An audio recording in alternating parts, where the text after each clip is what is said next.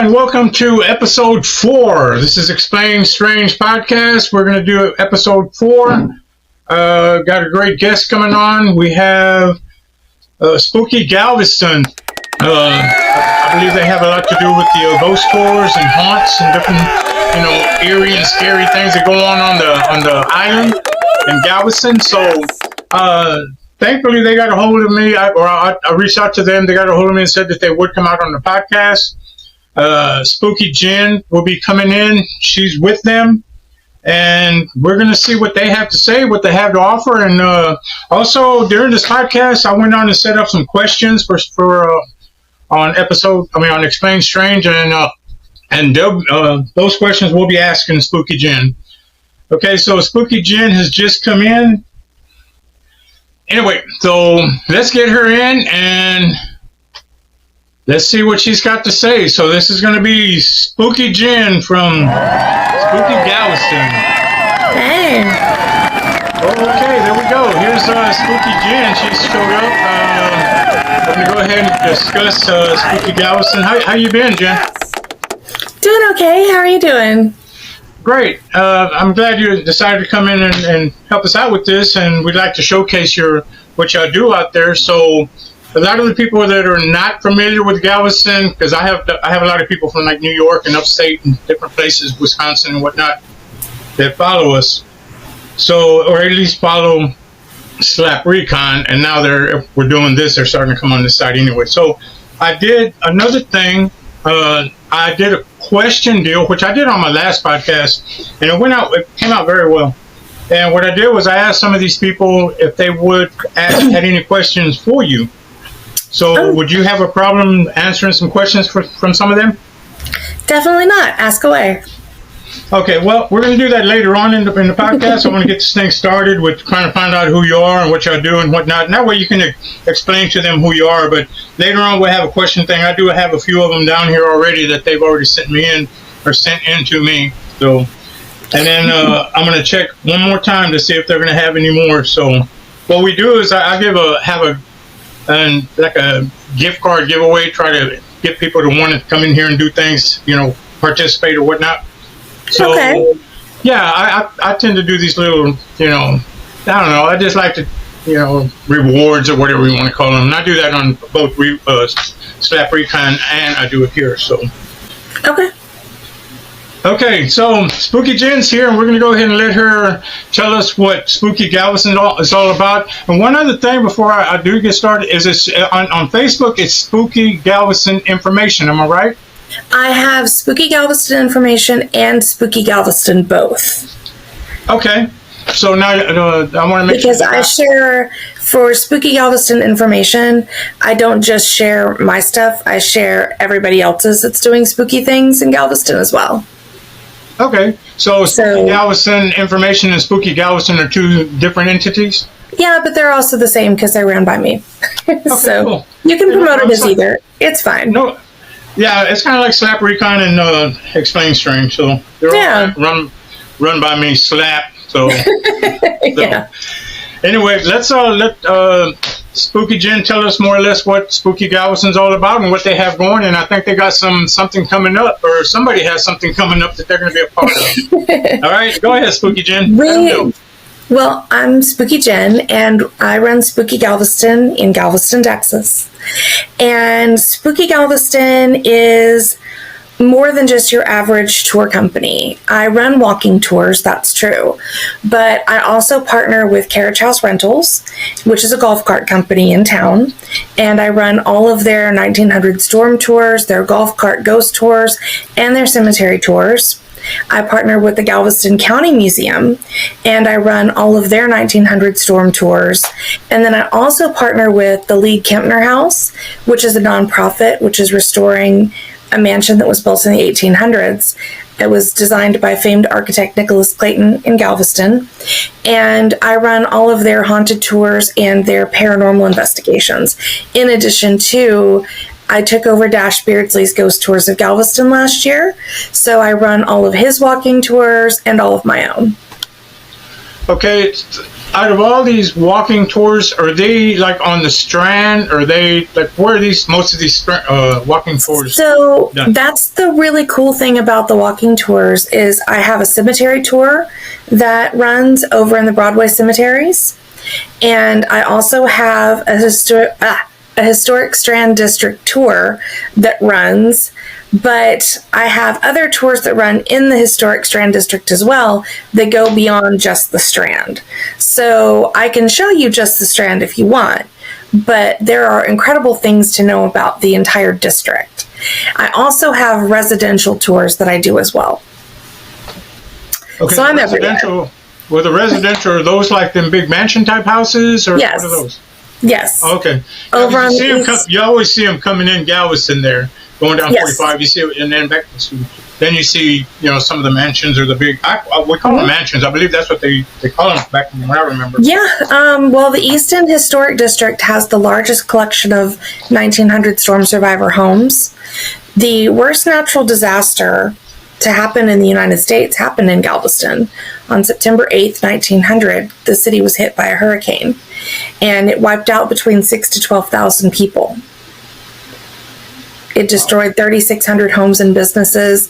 It was a tremendous storm with just total devastation. That was September of 1800? September 8th, 1900. 1900, okay. Mm-hmm. So I got to write these things down. I remember hearing a story about some of the cemeteries got washed out there too. Is that correct? Yes, during that storm that did happen. Wow. I know...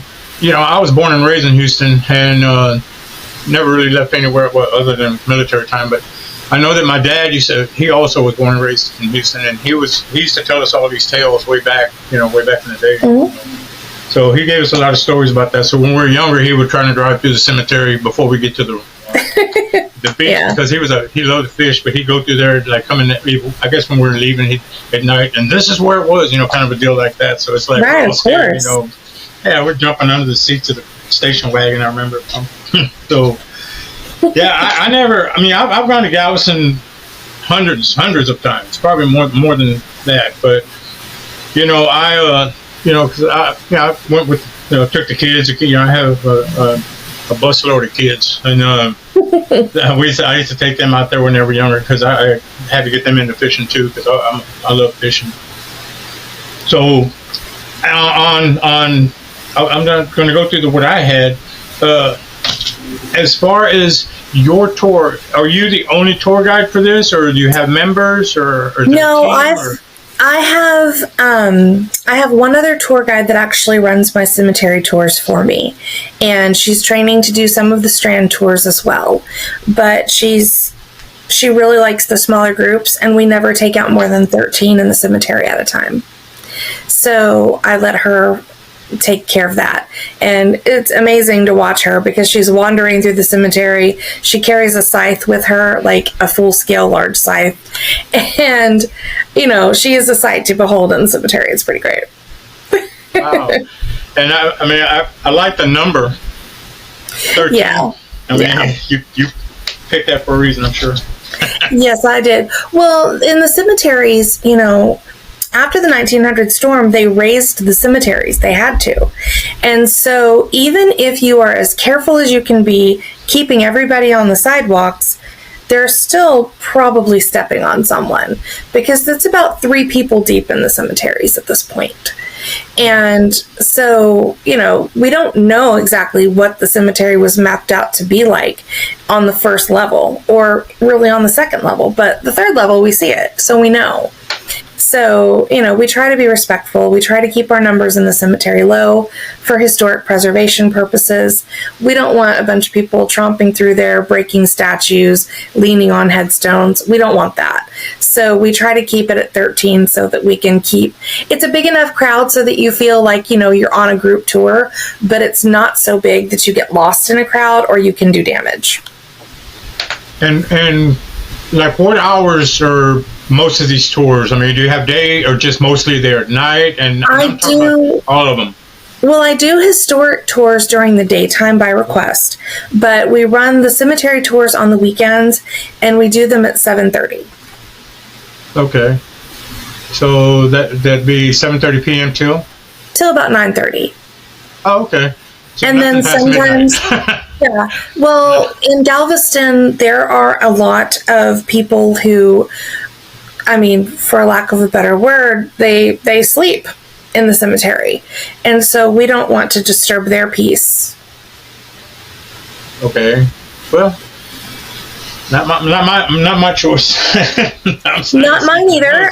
I don't believe a lot of these people would choose it for themselves as well, but this is a circumstance they've been handed, and so they sleep in the cemetery. And we don't want to disrupt them. We want to be respectful of everybody and let everybody have their space, whatever that means.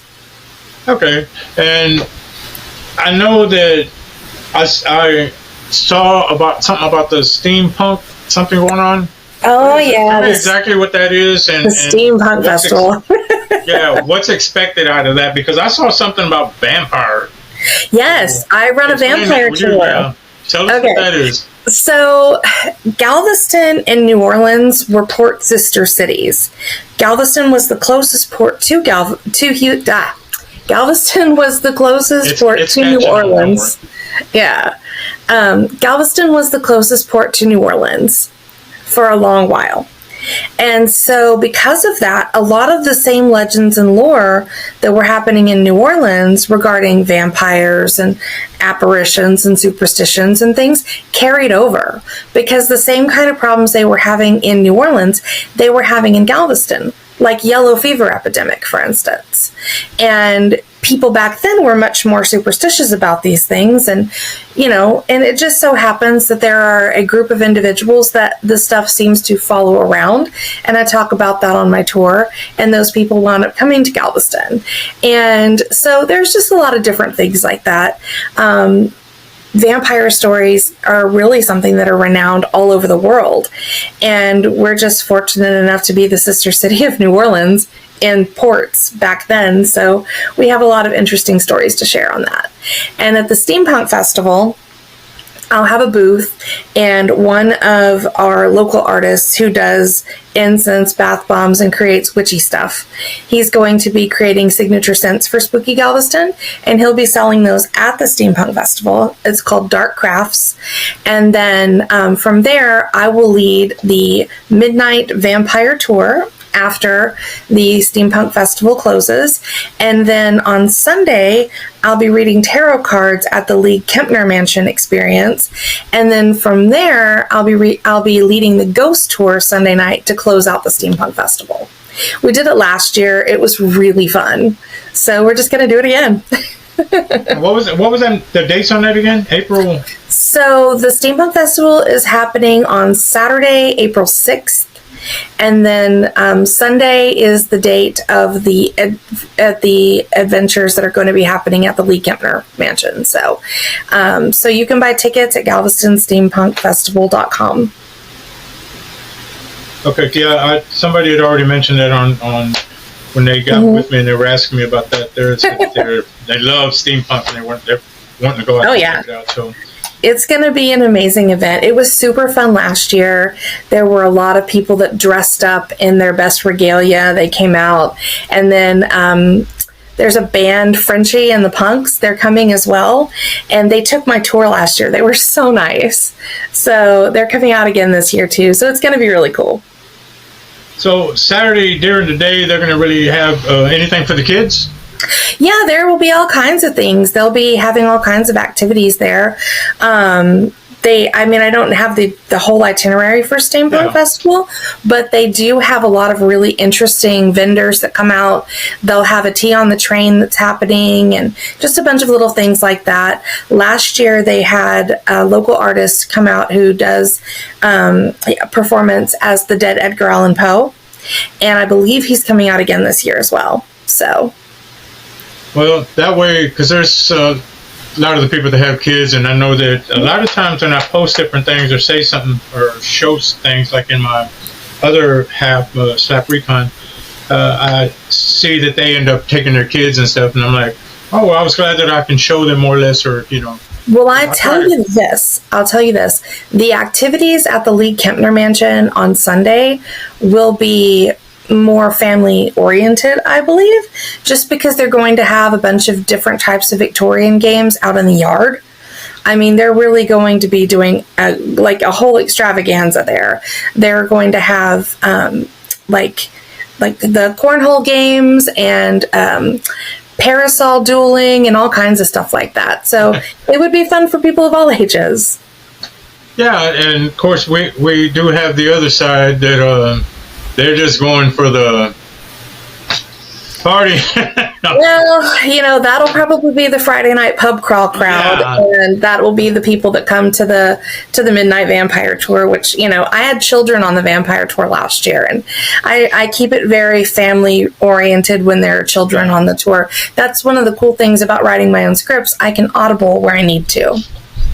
Oh, that's cool, because I've never, out of all the years that I've lived, in Houston and whatnot, I never ever made any of the tours in Galveston, just because to me it was always about fishing, or I was a pier guy, and I just stayed on the piers, spent a night on the piers, and I just never, had the time. There's a lot of people who don't realize that Galveston is just more than a beach, right? So you go into Galveston and you're going to go to the beach and hang out there all day, and then you're going to leave. I mean, that's how we spent quite a lot of my childhood when we would go, because back then the Strand area wasn't really the greatest hangout place. And so my dad didn't take us down there. He said it wasn't safe for us to be there. But George Mitchell in the 1980s with his wife Cynthia, they started buying buildings in the historic district. And he had a vision for turning Galveston into a tourist town. And so they really did remodel the buildings and refresh things and brought a lot of things back to Galveston. That's when Dickens on the Strand really took off. They started really having, these Mardi Gras parties and parades and things again. And over time, it's just really transitioned. In the last 25 years, downtown Galveston, I should say, has really transformed into something very different than what it ever was before. And it's very safe now. I do paranormal investigations sometimes in the city where we'll be, exercising our opportunities to use K2 meters and things like that, and just get people the idea of how to get comfortable using their equipment and what will set it off and what won't, and those kinds of things. And we'll run these things until 4 or 5 in the morning, and nobody bothers us. The police are out, they patrol regularly. It's really safe. We never do anything that would put anybody's safety in jeopardy. That mentioning the K2 meters, I think there's something I saw going to be coming up later on that. Which I had a feeling someone was going to come up with that. So I think they worded it in a different way. We'll do that in a minute. Also, I wanted to take the time for the Explain Strange members. You guys were asking for him, and he's sitting in the back. There's Bones, ladies and gentlemen. Bones is here. I think he's more wanting to hang out in the Explain Strange versus the Slap Recon, so I guess because he can't go with me.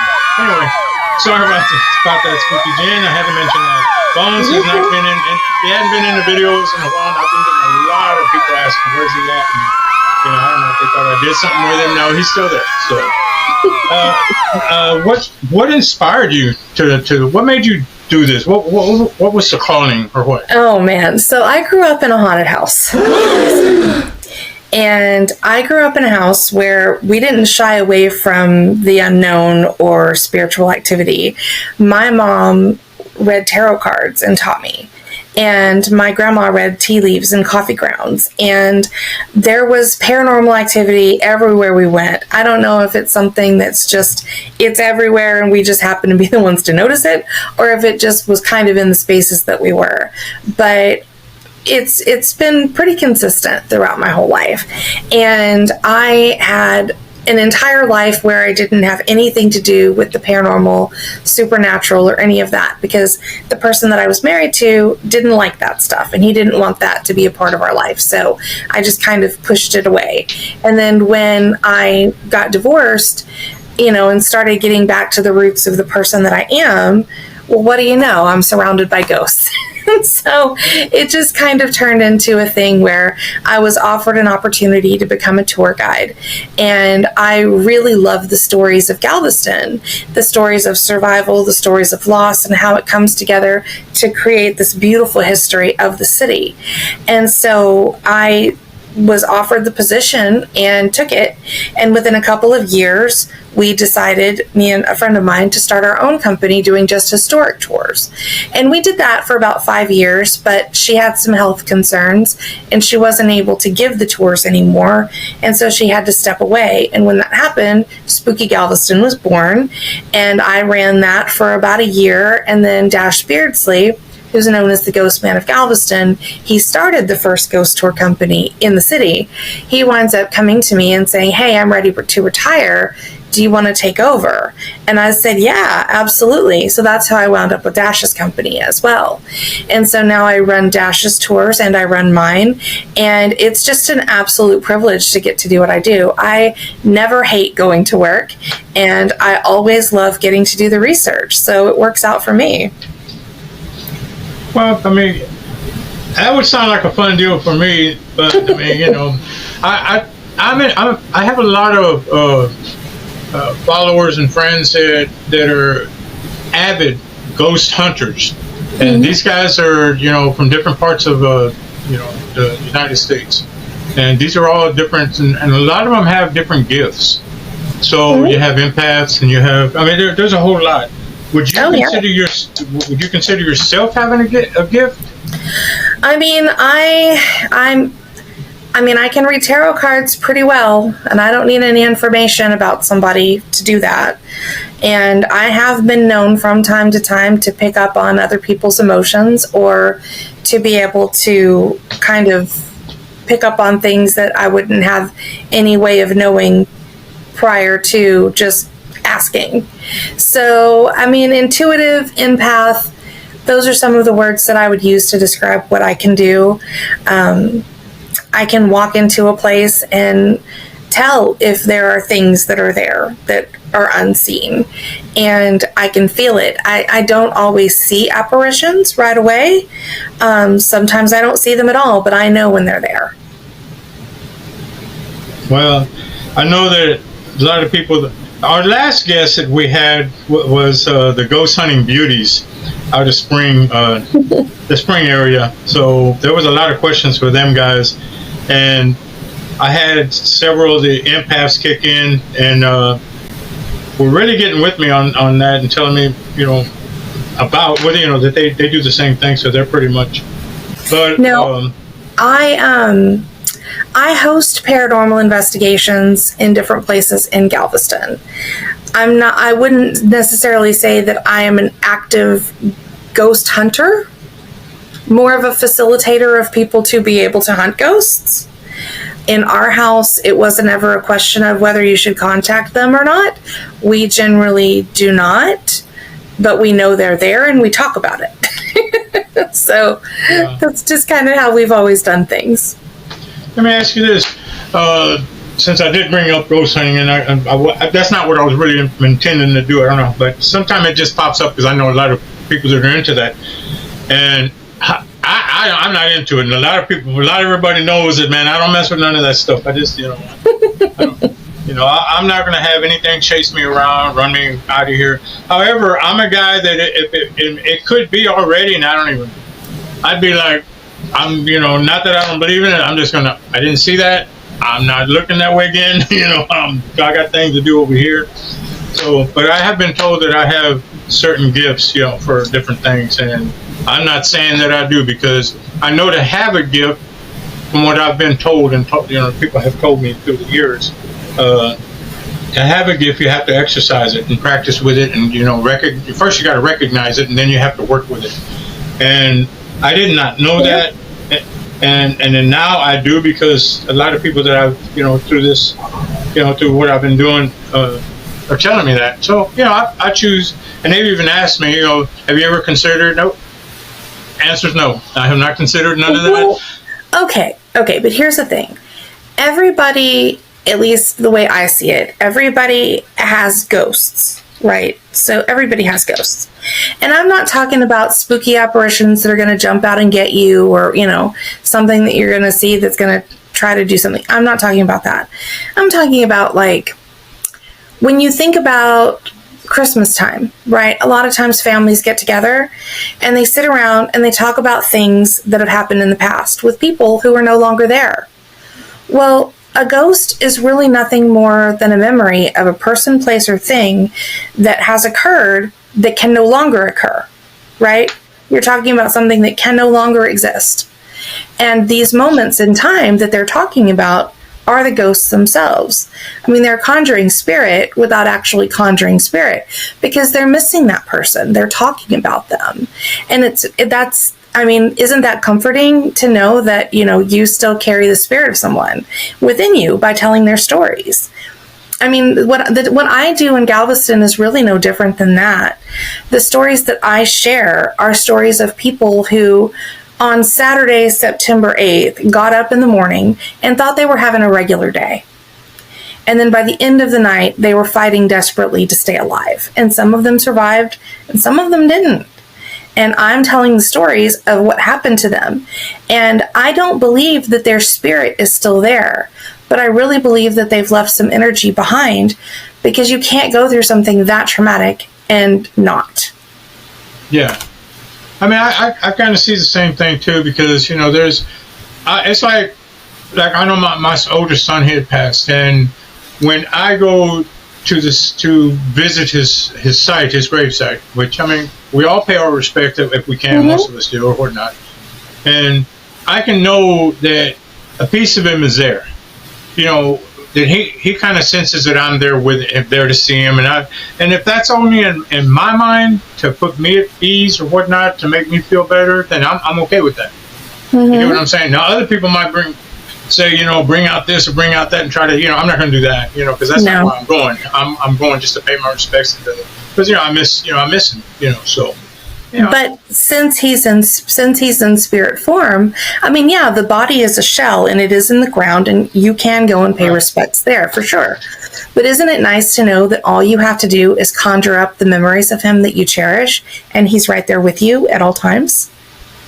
Yeah, exactly. Because I had told my oldest son now, I had told him one time, I said, this is kind of like, because he was kind of like questioning, one time, and I mean he's in his 30s, man, so so I had said, how I look at it with your brother when we come and see him, I said, to me, I kind of see it like this: he's in heaven, he's where he's supposed to be now, whatever anybody wants to think, but he's there. And I always look at it like this: when I go visit him, it's going to be like what I see when y'all visit me in my grave. I said, I'm going to get a bell that goes, ding, someone's coming to visit you. And then okay, I can get him what I'm doing. I see a vision of, look, it's my son David, or, I said, I don't know. I'm not going to keep it like that, because I want to keep it as clean and pure as possible, because I don't want to make anything change up and make it seem like, I don't know, like bad. Right, of course. So. Well, and that's one of the things, too. A lot of people, when they come to hunt for ghosts in Galveston, they're looking for spooky, scary things that are going to scratch them or curse through the spirit box or things like that. And our ghosts don't generally do that kind of stuff, honestly. And, I mean, why would they? When you have a city where the energy that they feed on is happy energy. I mean, motorcycle rally, Mardi Gras, spring break, summer vacation. People don't come to Galveston because they're sad. The type of energy that our ghosts get is not sad energy. Yeah. And I didn't go to Galveston for that. I went to Galveston, fish. But every time you caught the fish that you wanted to catch, you were real excited, right? Absolutely. I mean, that's happiness. That's energy that our ghosts feed on. That's what it is.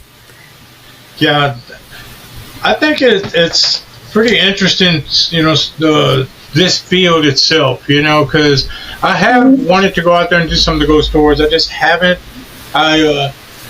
Toward getting older and older, I kind of not stay out late. I don't like to go anywhere late anymore, or at night, should I say. When I say late, I don't mean that y'all stay out late. I mean that the drive back and all that for me, Right. I would have to have a room out there. That way I can finish the tour and go fishing.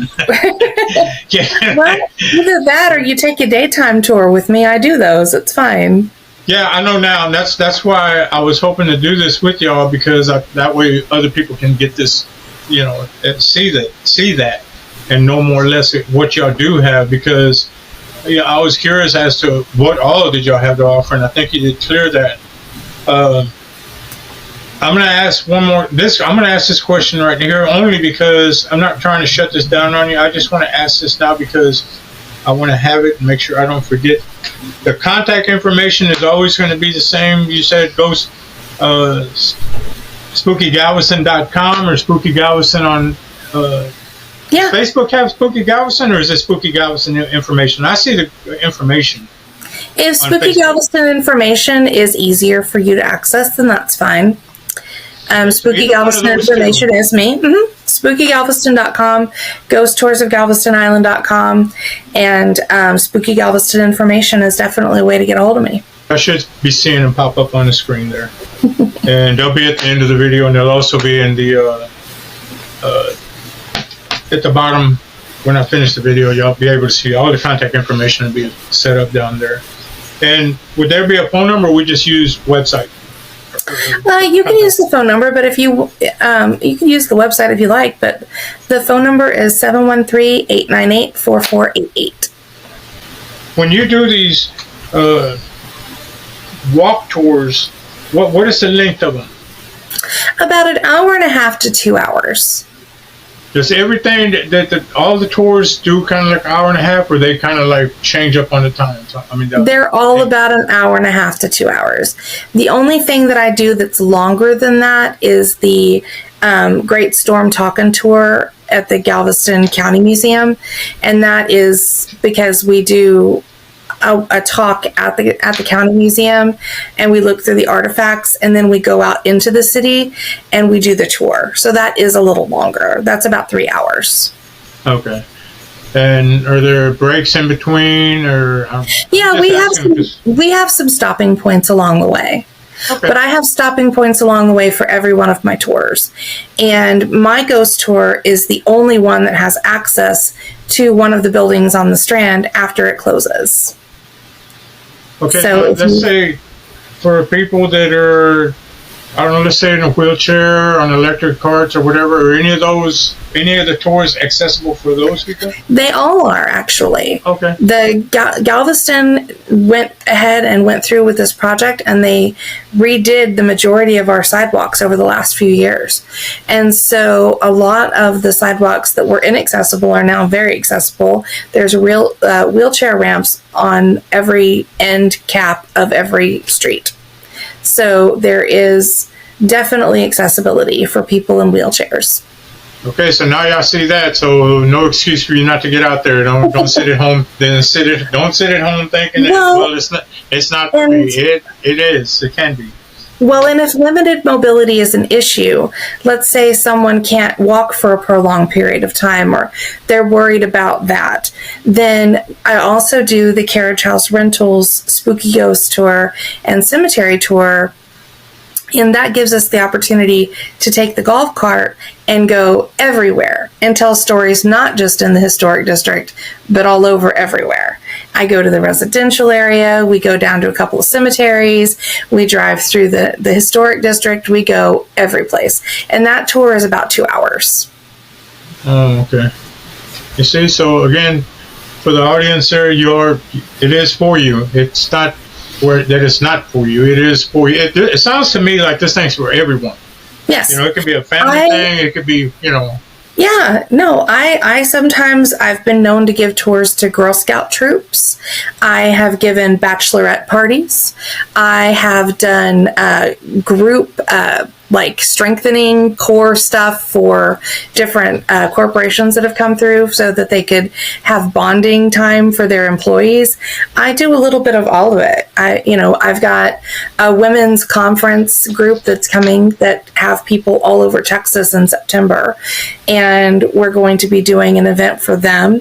I like to work with everybody, and I want everyone to know about Galveston's history, Galveston's ghosts if they're interested in that too, but definitely the history of Galveston, because it's so interesting. And Galveston is just such a really cool town, and I like to be able to show it off. So that's what I do. Yeah, I mean, I love Galveston. I mean, I need to get back out there a little more than I have been, but yeah, it's kind of like things come up, kids grow up.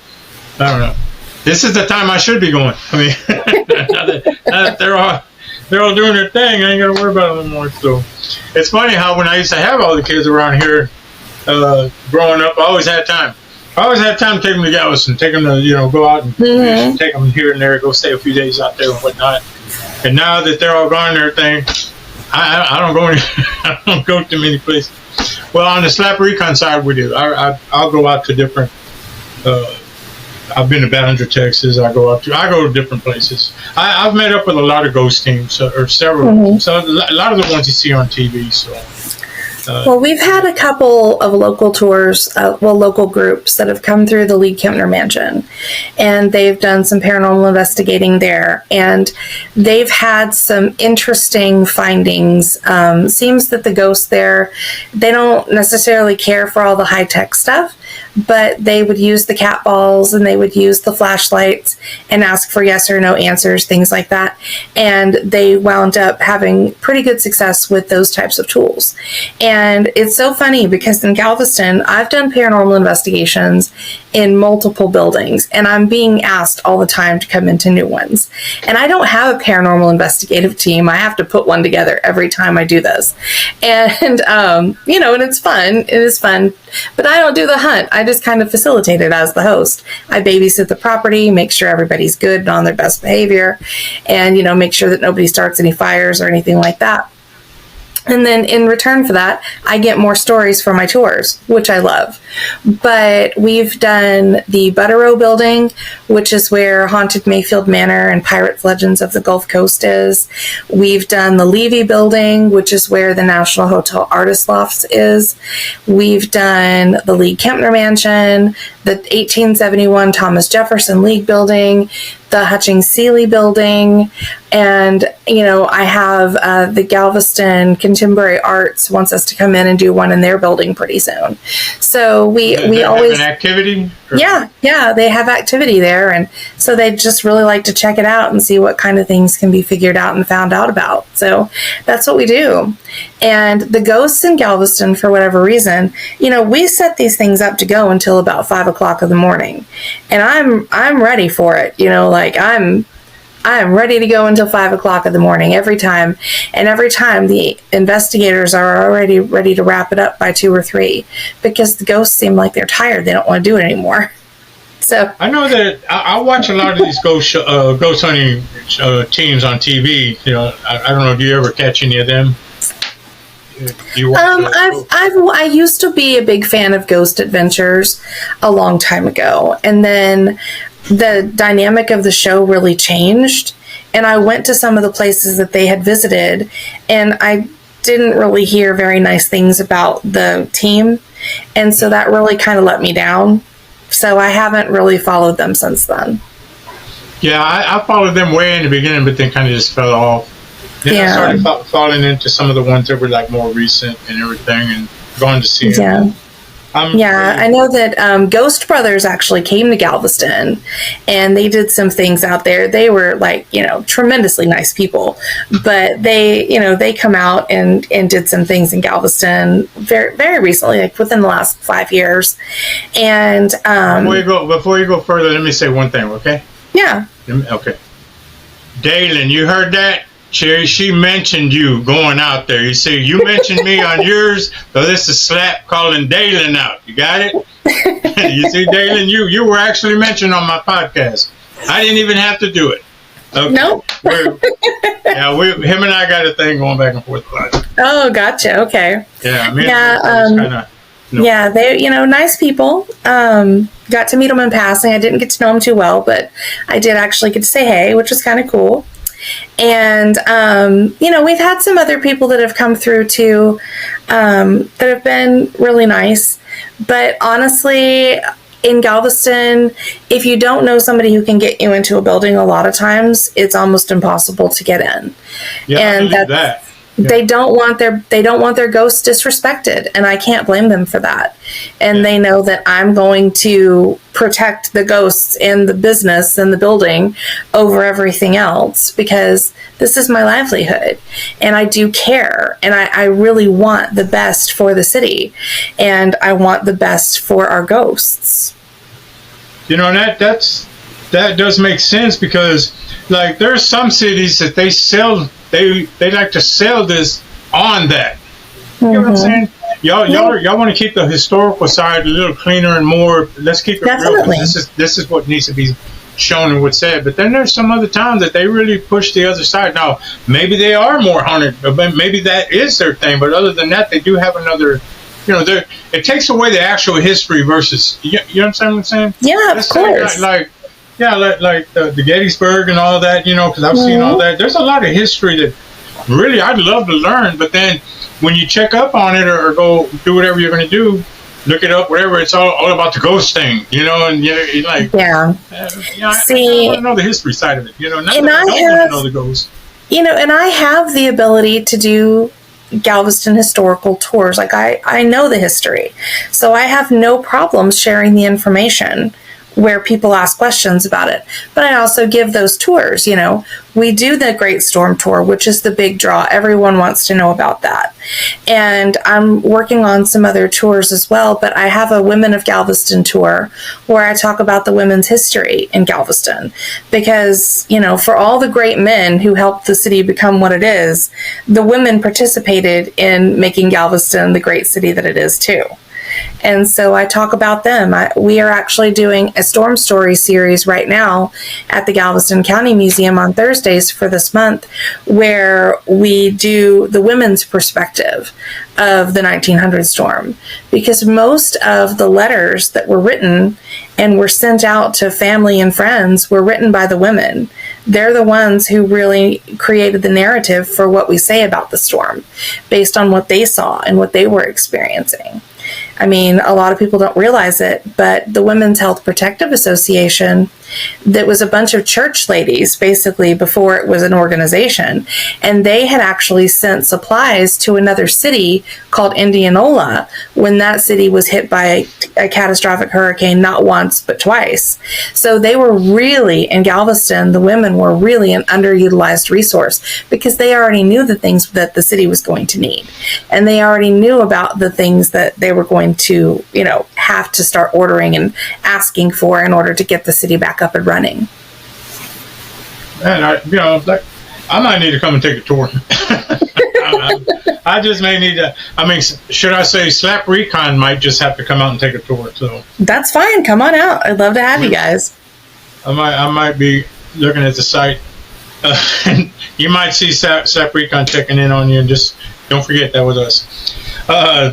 I got some questions here. Since we were talking about one specific thing here, I think I'm going to go ahead and just shoot with some of these questions, because we're already hitting on a lot of them, and I know that these people want their name mentioned. So this is from Ruby Jane. Ruby Jane from Houston, Texas.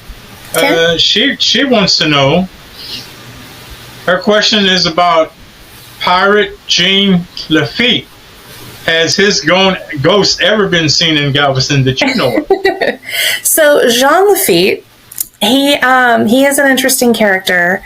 He disappears from history after he leaves Galveston, and nobody truly knows what happens to him after he leaves the city. Now, obviously, there are theories about what happens to him, but nobody really can 100% say. Has his apparition been seen? No, not that I am aware of. However, Jean Lafitte is said to have had dogs that were his protectors, and those dogs are known to be seen on the island. So there's that. Place? There are several variations of the stories. So in one version of the story, Jean Lafitte's home is said to have been right around where 14th and Harborside is, and that is private property. It's chain-linked fenced. You don't have access to get to it, but if you go past it on the sidewalk, sometimes they say that the dogs will be growling and barking, and there are no dogs there. In another version of the story, They say that his dogs actually wound up getting left behind on the island when he left, and that they wind up becoming the protectors of the city. So if you're walking along on the sidewalks down in the neighborhoods and you should see one of these dogs and their eyes are glowing red, you're heading for danger. But if their eyes are glowing gold, they're just walking with you for safe passage. But right before catastrophic storms, a lot of times these big black dogs will be seen running down the beaches. And that is the time when you really should probably consider evacuating. Yeah, I would. Milo Kano from Houston also he wants to know, I have been to Hotel Galvez. They offer ghost tours and even supply you with equipment. Have you gone there? And if so, have you experienced anything? The check-in counter has a book of photos that people have taken of ghosts. I've never been there myself personally at all. I've heard a lot about it, but what are your thoughts on that? One of my very good friends, Melissa Hall, runs the Hotel Galvez Ghost Tour. She is the ghostess of the Galvez. She gives an incredibly phenomenal tour. I always tell people, if you love what I do, you should definitely check her out because her tour is amazing. And I have had paranormal experiences at the Galvez. As a matter of fact, when I was in high school, we had our drama banquet at the Galvez. And we were, all girls getting ready in the bathrooms at the Galvez, touching up our makeup, doing all that kind of stuff. And I wound up getting sick that night.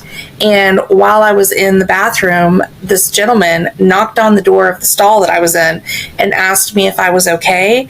And it freaked the girl in the stall next to me out because there was no man in the bathroom with us. And we both heard him. And you heard the physical knocking on? Yeah, we heard the knock, and he asked if I was okay. And in that bathroom, in the pictures that they show you, there have actually been ladies who have taken selfies in the mirror in that bathroom and have caught the apparition of this man in the picture with them.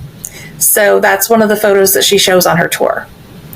Well, Milo, I was kind of thinking that question might have been a little different for her, but I'm going to be honest. You asked a good question. That was great, Milo. Good job. And Milo, I know you heard her say that she knows the girl that does the tours or something over there. Don't go rewinding. Don't go rewinding this and do no name dropping. Hey, come on now. Let's not use the recap for that now. All right. Okay, I'll tell you what. I still got a couple more, but on that note, you were saying what makes that Galvez haunted? What was the actual? Is there an actual story, or is there just stories? There are so many stories about the Galvez. They have the lovelorn bride, who in the 1950s is said to have been waiting for her fiance, and he was lost at sea. And then she winds up not being able to even fathom life without him.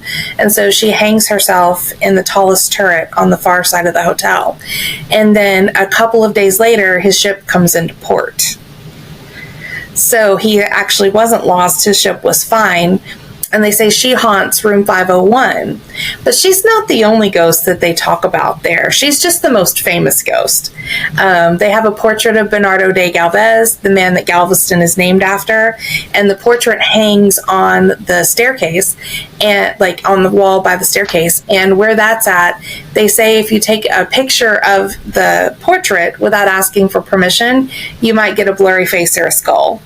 So there's all kinds of really interesting things at the Galvez, but I don't want to ruin Melissa's tour. Yeah.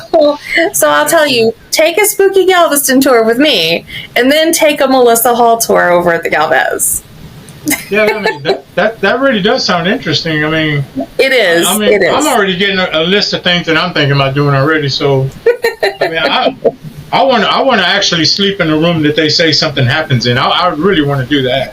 Well, we like to say that every room has the opportunity for a ghost because they're fluid. They're not just trapped in one space. So they have experiences that happen all over the hotel. But the 3rd and 5th floor are usually the ones that get the most activity. 3rd and 5th, huh? Mm-hmm. All right. definitely going to write that down, because I mean that's something that I can probably do. But if you want to stay in another creepy hotel that has a lot of really fun ghost stories about it, the Tremont Hotel. Why does that sound familiar to me? Tremont. It's on Mechanic. It's on Mechanic. It's in the historic district, and it is extremely haunted. Oh, who gives that tour? They don't actually have a tour in the hotel for it. Melissa has been working trying to secure rights to the tour for that. I hope she gets it because she is phenomenal in the hotels. She's worked in the hotel industry at both hotels over the last 10, 15 years. And we talk about the Galvez and we talk about the Tremont on my tours, and we stop in the Tremont so people can see the lobby where we tell some of the stories, but they don't actually have like a hotel tour there yet. Oh, that really sounds interesting. That sounds like a place that needs to be, have tours. Yes. Melanie Quartieri, I'm sorry. She's up from New York State. What is the craziest thing that you've seen that you've come across doing all this? Oh man. So when I was getting ready to do an event at the League-Kempner House, the event that I decided to create was a month of mourning. And we set up the parlor to look like a Victorian wake. So we had a casket, we had the mirror was covered, we had the flowers everywhere. My sister made the funeral arrangements so that we would have those. It was a whole thing, okay? Like a whole thing. And we had some more things that we needed to bring in order to set up the display cases for the artifacts. And we started bringing that stuff in, but I got to the house first. So I unlock the door, I punch in the alarm code, and I go to take the first box into the parlor. And as I rounded the corner into the parlor, we had a table with 2 chairs sat on either side of it, sitting in the middle of the room. And I stopped dead in my tracks because there was a woman sitting in one of the chairs at the table. And I said, "Oh, I'm sorry. I didn't realize anyone was in here." And I went, "Wait, I am the only person in this house." And she was gone. And she looked real. Like she looked like a person sitting in the chair. And that was just, I went outside and waited for my sister to come. Did you ever get a name or anything that that somebody says that it could have been or anything? I mean, we think based on the description of what I saw that it could have been Daisy, who was a woman who grew up in the house. She lived there, but we really don't know for sure. But we've seen all kinds of things. I don't tell this story on tours so much, but there was a night where a friend and I were out on the beach, and while we were on the beach, the water and the wind and everything got really, really still. So we went back up to the seawall, and we were sitting on one of the benches, and we saw a guy that looked a little unsavory across the street. And we stood up on the count of 3 to get to our cars, and he came running straight at my car. And when I got in my car, I locked the doors, turned the lights on, when I cranked the engine over. And when I did that, my friend lost sight of the guy because my headlights were flashed into her rearview mirror. And so she didn't see where he went, and I didn't see where he went. And when we got out to see where the guy was, he was nowhere. So, I mean, there's been some things that have happened. I mean, there's a little more to that story, but that's the nuts and bolts of it. So there's been some freaky things that have happened. I'm sure all kinds of things have happened out in Galveston. I mean, because to me, Galveston has a different array at night. The it way does. I see it. Period. It does. And I'm not talking about just me out there fishing. Yeah. Well, in different times of the year too, like during Mardi Gras time, like right before Mardi Gras and just right after it, it feels a little more dangerous. Oh, okay. So around the Mardi Gras time? Yeah, it just feels a little more dangerous. I don't know why. Okay. I don't know why. It just does. I don't know. I've never been out there for Mardi Gras. I just haven't, but yeah, now y'all know y'all want to get out there. There's your time and there's your building. All right, Leanne Morel. She's from Wisconsin. She wants to know, what would you say would be your favorite equipment? This question was asked on the last one too. Okay. I think, but what would be your favorite or go-to equipment that you would use if you were to do a ghost hunt? But now you have done some, so yeah. We did. I like dowsing rods. I like a lot of people like to use the ghost apps on their phones, and I think that's fine too, if that's what you have. Spirit boxes. I've actually been privy to sitting in on some spirit box sessions at Mysticats, which is on the Strand, and they've had some excellent results with the spirit box in their building. Other people have had, great results with cat balls and flashlights. So I think anything that you feel that you can be comfortable using and that you can interpret the results with effectively, I think that's what you should use. Now, also, I think on the last one, they said that was their number one. The Ghost Hunting Beauties, they had said that they use that too. So I guess that's kind of like, and then you do see some of the shows, they do use them. I mean, it's not like they don't. Yeah. And and I really believe though that it's just like with everything else. I have a whole bunch of different types of tarot cards, right? And I read tarot cards at events and things, and I love doing it, but there are some times when different cards resonate with me and I can read them better than others. And then there's this one deck that's just like, my most comfortable sweater, and I can just, anywhere and everywhere I ever need to read it, I can just read it and it's fine. And it works perfectly for me every single time. And I feel like when you're getting into all these different types of equipment, that sometimes having the equipment, it can kind of overshadow what you're most comfortable using. And if you feel like you do better with flashlights, then use flashlights. If you feel like you do better with dowsing rods, use that. Everybody has a gift or an ability and things that they're more comfortable with. And just, go with what works best for you.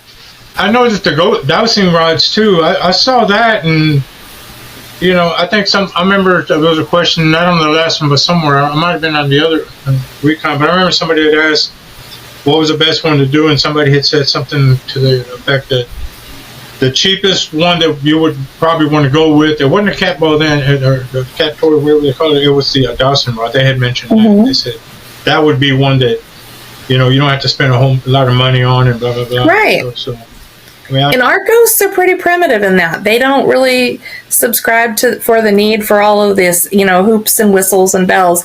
They like flashlights and cat balls and dowsing rods and things. So, really whatever works best for you would work for them.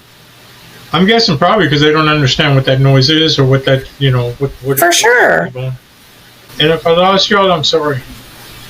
This is when they're coming in after the fact, you know what I mean? Mm-hmm. Yeah, because some of the questions came in a little after the deal, and I'm not able to get to them. I'm not able to get to them, so I'm sorry, guys, for y'all that didn't get in, but you'll still be in for the contest. So I think I lost you. I think it was Susanna Campos. I just wanted I had you on here. I guess I saw you on the deal. I'm sorry, girl. Anyway, a lot of these people that posted questions, they all know me. Most of them are usually my go-to guys. They're always ready to, they're coming in, always ready with something. Oh, wait a minute, here we go. Oh, okay, I got you. I found you, Susanna. All right, Susanna Campos, also from Houston, Texas, or I believe Pasadena. And while attending a ghost tour, have you ever felt presence or just felt something eerie? I think you all the time. That before. Yeah. All the time. That happens all the time. I have the ability to take guests into a building after hours because I'm opening a storefront in one of the buildings on the Strand. And so I have keys to the building and I can take people in pretty much whenever I want. And after hours, when all of the other stores are closed and we go up to the third floor, a lot of times people will feel like the building is rocking back and forth, or it will feel like there are people watching you when there's no one around. It gets a little creepy in there. Just a little bit. You know, it's a little unsettling. You mentioned so many different places, because like I've known Galveston, like I said, forever, but I haven't really known Galveston. I guess I know a little bit about, but I haven't known, because there's so much to learn about Galveston that we really don't know. Because waterfront properties, waterfront cities and ports and stuff like that have a lot of history because of through the years of all the different changes that they've had to go through and gone through. They do. And Galveston has a very rich and illustrious history. I mean, just consider the fact that Juneteenth was born in Galveston. Yeah. Because it's the last place the Emancipation Proclamation was read. Exactly. And so it has that history. It has the history of pirates from when Jean Lafitte was there. It's got the history of the recovery from the 1900 storm, how they, took and built a 17-foot tall seawall, so then they had to raise the city to match it. I mean, all of these incredible feats, and Galveston has risen to every one of them. And then mentioning Jean Lafitte, was there any other actually famous, pirates, or was he kind of like the main one? He's kind of like the big deal in Galveston. That's not to say that there weren't some other ones. He had some men who were in his crew who were kind of like mid-level pirates, but he was really the one. And the reason why he is so renowned is because he wasn't just in Galveston. He actually winds up in New Orleans. That's where they see him first. And he fights alongside Andrew Jackson in the War of 1812, the Battle of New Orleans. And he was pardoned for his acts of piracy because he was a part of that war. And then after that, he becomes a spy, I think for Spain, and that's why he winds up in Galveston. And then he's there for 4 years, and then he gets ran off the island. So, he's a very interesting person. And there's actually a book that you can read if you're interested in Lafitte and his history. And the book is called Jean Lafitte Revealed. And there's a mother and daughter, I believe they're out of the Carolinas, and they have tried to track down what becomes of him after he leaves the city of Galveston. Well, Campeche, because that's what he called Galveston. And so the book, it follows him on this whole journey. And I think, if I'm remembering correctly, they have him living up until like the Civil War, which is kind of incredible because he would have been extremely old, but they do have that story. And it is definitely a book worth having in your collection and reading it if you're interested in pirates. So that's for you, Ruby Jane. There's a book right there. What was the name of it one more time, please? Jean Lafitte Revealed. Revealed. Mm-hmm. Jean Lafitte Revealed. That's pretty good. I might even want to check that out. I would. I actually met the authors when I got my copy of the book, and they were extremely nice, and they have done extensive research on the topic. Well, there you go. Now y'all know where to find out about him.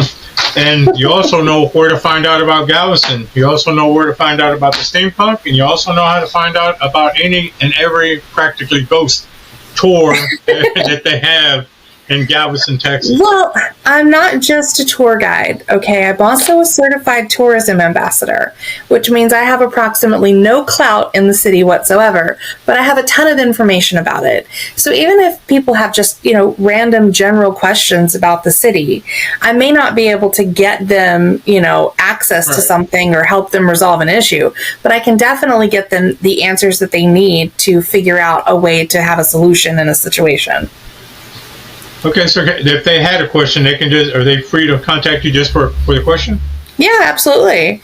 Being a certified tourism ambassador, part of my training is that, if there are people who have, questions or need help in the city, then they can reach out to me. That's part of what I can do. There y'all go. You see, I know that people want to get all the information they can from different places, and I think this one, you have given us more information than what I actually expected out of Galveston, for Galveston out of you. And because I was kind of like, we weren't really sure, a lot of times when you do these podcasts, we're not really sure who does what. So right. You want to bring them in and then ask them what they do, and I wasn't expecting so much as a tourism kind of a deal. I mean, it's kind of like I got another chapter in another flavor. Put it that way, because it's ice cream of a podcast. Well, if you don't mind, I'll tell you a couple of things about Galveston. So there are some misconceptions and there are some sensationalized stories in the city that are not true. So I'm going to tell you what those are. Okay. So the first one is there are some tours that run in the city, and they will tell you that there was a guillotine at Sangerfest Park and that people were killed there. They will also tell you that there is a mass grave in Sangerfest Park, and neither one of those things are true. What's the name of the park? Sangerfest Park. I never heard of that park. It's on the Strand. It's at 23rd and Strand. And it's right in front of where Haunted Mayfield Manor and Pirates Legends of the Gulf Coast are, which is the Butterow building. And they say on their tours that these things were happening there. Those things never happened there. First of all, there were never any beheadings in Galveston, period. Number two, there was a building that sat right there during the time of the 1900 storm. And so there is no physical way that there was a mass grave there. Okay, so we're going to clear that up. That's not a thing. The next thing that I will tell you is that there is a woman in Galveston's history, and they tell stories of her that she is the demented mother, and that is really an unfortunate portrayal of her, because that's not who she was. This woman's name is Lizzie Alberti, and Lizzie was really going through the motions. Like, she had had 2 children almost back to back. She had lost a beloved sister and a child while she was going through these pregnancies and having these other babies. And she winds up feeling postpartum depression and survivor's guilt and wasn't doing her best. She winds up being sent to live with her parents to try to resolve her issues. And when that, seems to be on the mend and working out, they send her home. She winds up killing the majority of her children with morphine and wine. Now, she's sent to a sanatorium in San Antonio. And there she has to listen to children play at a schoolyard across the street for the whole time she's there. And when her time is through, she's sent back to Galveston, and her husband takes her back in, and she winds up killing herself the same way she killed her children. And he took pity on her and had her buried with her children. And they say now on certain tours that she haunts the cemetery, and that, she's the demented mother. She's not. She was a woman who had mental issues, and she was going through postpartum depression. And we didn't know much about mental health at the time of her existence. And so it is true, she is one of the only murderers in the United States buried with their victims. But it's also true that she's not a La Llorona. She is not haunting the cemetery. That's not who she was. So the story was kind of just taken out of context, I guess, in a sense. Yes.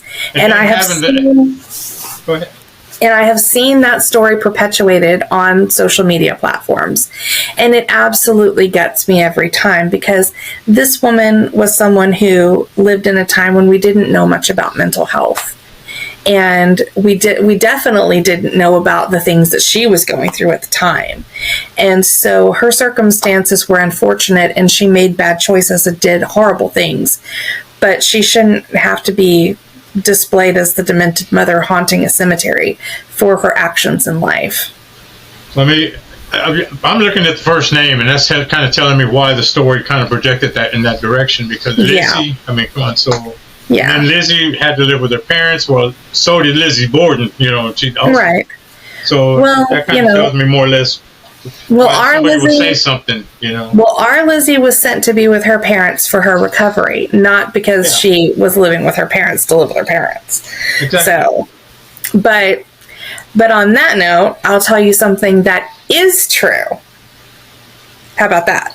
Go ahead. We'll take it. Because I don't want to leave you on. I don't want to leave you on.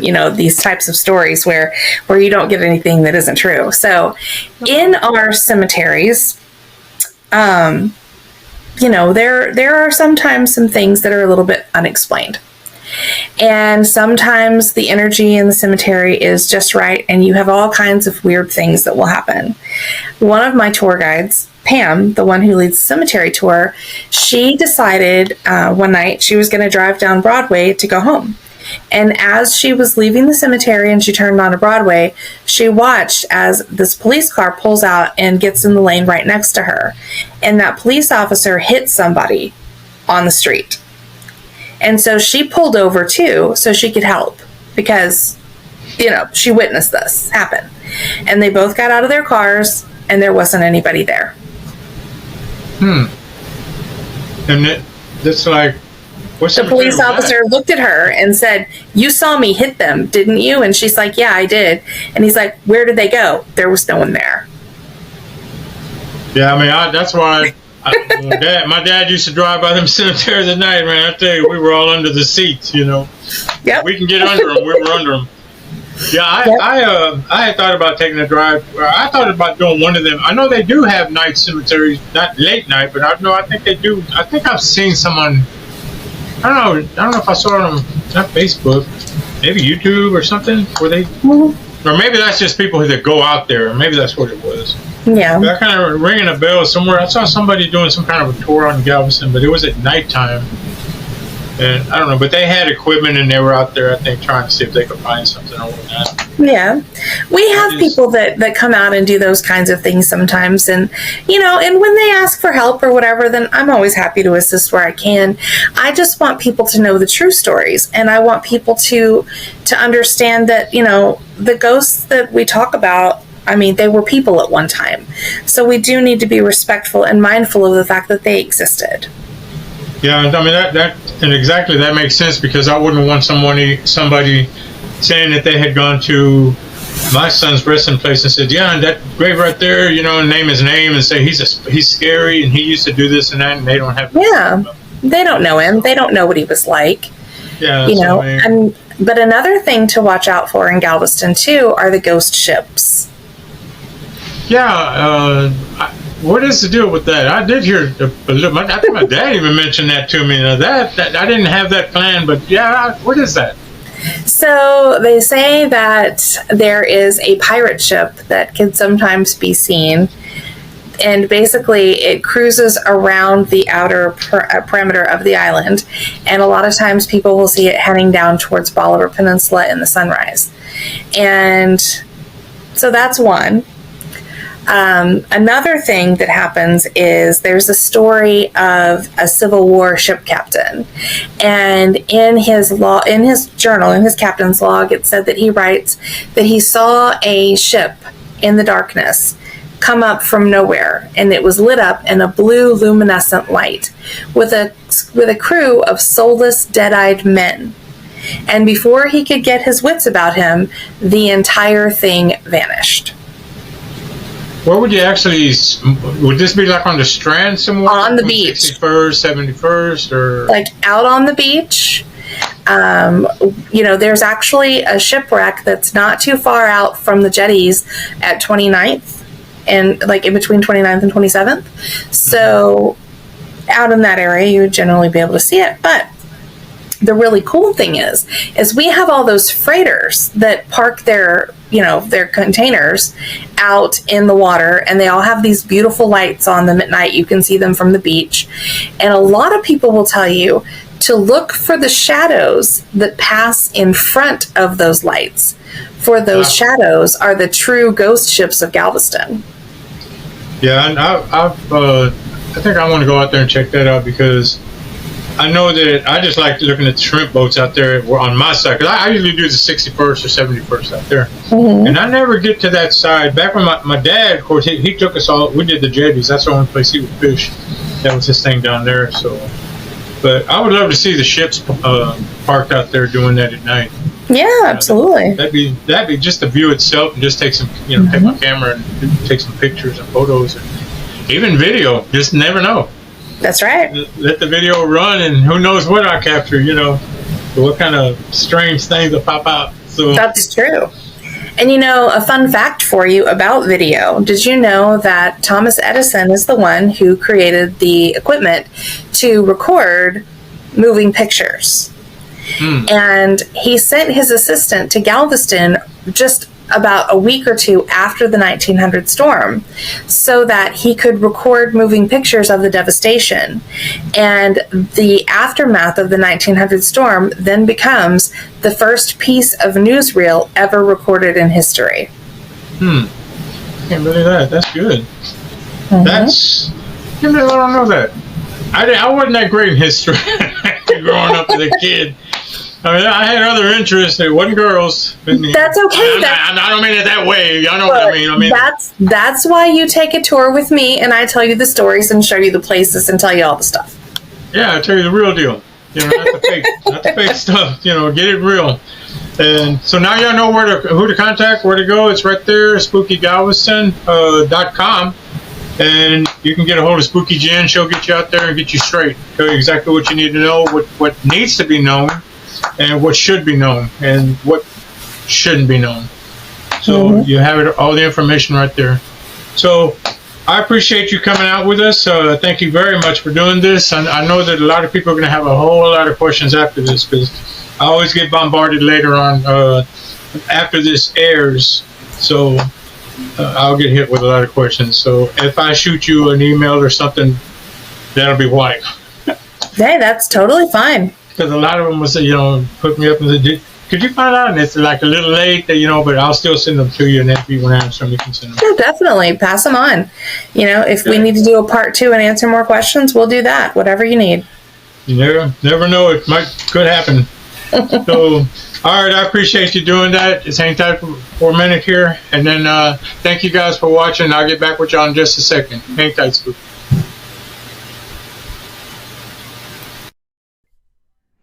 Okay, I'm back. That was Spooky Jen from Spooky Galveston Information on Facebook and spookygalveston.com if you are looking for her. But the other place she said you can find her would be ghosttoursofgalvestonisland.com. Thank you. I want to thank Spooky Jen for coming on the podcast. She did a great job, and be sure and catch the podcast. And for those who asked the questions, thank you very much. I hope that she gave you the answers that you needed. And any and all other information that was presented from this on this podcast will be in the subscription at the bottom of this podcast or on YouTube. Okay, maybe not so much on Spotify, but this will be on Spotify also. And I think it's going to hit Apple, and there's another one. I can't remember which one, but. Either way, I hope you enjoyed it. Thanks a lot for tuning in. Thanks for watching this one. I hope that you continue to sponsor or continue to watch the podcast, Explaining Strange Podcast. And don't forget, it was a $25 gift card that somebody's going to win that we'll be having the drawing. And the drawing will be just a little bit later, not on this podcast, but it'll probably end up on Facebook. So thanks again, and hold on. Wait a minute. Thought I dropped it. Okay, I'm sorry. Sorry about that. Anyway, catch it if you can. All right, that's going to be it for this podcast. Thank you again, and I appreciate you watching, following, and listening. And as always, be good, be nice and courteous to everybody that you can be courteous to, and everybody that you come across, and whenever you can, hey, be strange. We all are in one way or another. And that's going to be this podcast and Explain Strange out.